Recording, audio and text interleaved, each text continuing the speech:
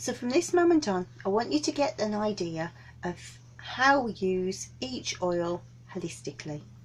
That you're going to get the physical effects, but you're going to get the emotional and spiritual effects too. It's not an either or situation. The whole of the healing will come through, but it will affect people in different ways.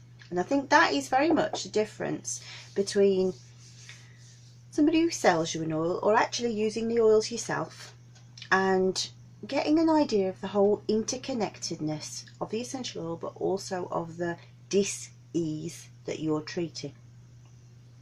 When you train to get your aromatherapy diploma, when dinosaurs walked the earth, when I did mine, it hasn't changed that much actually. They teach you sort of 3 layers of learning. So firstly, you learn about the actual essential oil, and you learn it as a list of properties and actions, and that's what you're going to get in this book, your properties and actions. Okay, but then you're also asked how you would treat a certain condition. So for example, how you would treat rheumatism. Do you know the dietary needs for it? Do you know how chiropractic would affect it? Which essential oils would you use?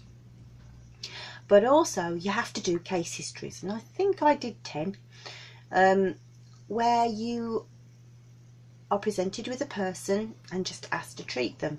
Now the interesting thing about doing the case histories is that you start to see the oils unfold. So for example, you might think, well, let's think of 3 people treated by ginger. If you gave me too much ginger, my face flushes really red, so it brings the capillaries to the surface, and I would be blushing all the time. You might notice that imagine you were treating a lady who was quite aloof and very professional at work and was very stressed by her work. You might find that the ginger warmed her actual disposition, and she was starting to report that she was finding relationships easier at work and perhaps at home too. And then of course you've got the person who's telling you that she's going to the toilet all the time. The same oil, same medicine, but different people. So you need to kind of slow down and watch your oils very carefully this way. And I want to be clear, it's popular at the moment to rank aromatherapists for some reason, clinical aromatherapists at the top and people who sell essentials at the bottom. I don't like it, simply because it's a long way to fall if you're a clinical aromatherapist, but also I've got lots of friends who have never taken a qualification in their life but are far more empathic and know more about essential oils than a lot of the qualified aromatherapists. So I don't necessarily think that that diploma is that important.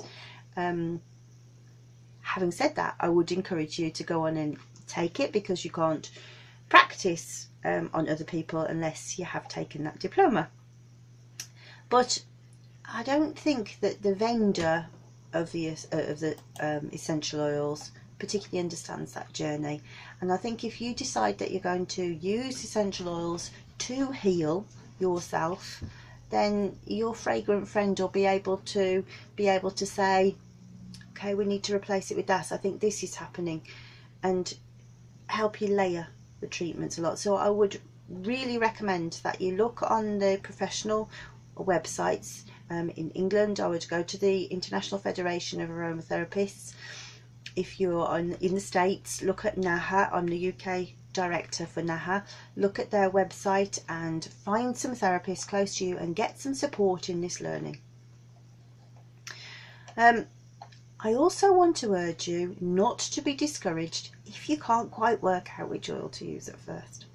So for example, we will go through, I think, 10 different oils later, and if you were to say somebody can't sleep, my lavender says use for insomnia, use chamomile for insomnia, use rose for insomnia, frankincense for insomnia. There are so many different ways. you won't be able to do it straight away. Two things have to happen. First, you need to practice and you need to experiment. And you need to kind of start to understand your own healing energy, because that will interact too, and start to be able to see what you bring out in an oil. But also, when you're blending, we'll look at blending in a minute, of how you put the oils together to make different scents. And of course, that's the basis of perfumery, and that's when it gets fun, really. But I will do a blend sometimes and I go, that's wrong. It's just wrong. Now I can give it to my mum, who's a perfumer, and she'll go, need some bergamot, and I'm like, bergamot? I would never have thought of that in a million years, but she just can. So everybody is different. I kind of go at it more from a logical point of view, and I have learned the different properties. Not everybody works that way. It's practice. But also, bear in mind that I haven't got a Spikenard book, I've got a Rose book. See, these books are big. The Spikenard book is 400 pages, and all of it was relevant to learning about spikenard. There is a lot to learn about an essential oil. Just enjoy learning about it. Just take your time. Just go back to the list and think, first, do no harm. And we'll look at the harmful ones in a minute. As long as you're doing that, just chill. Just do it.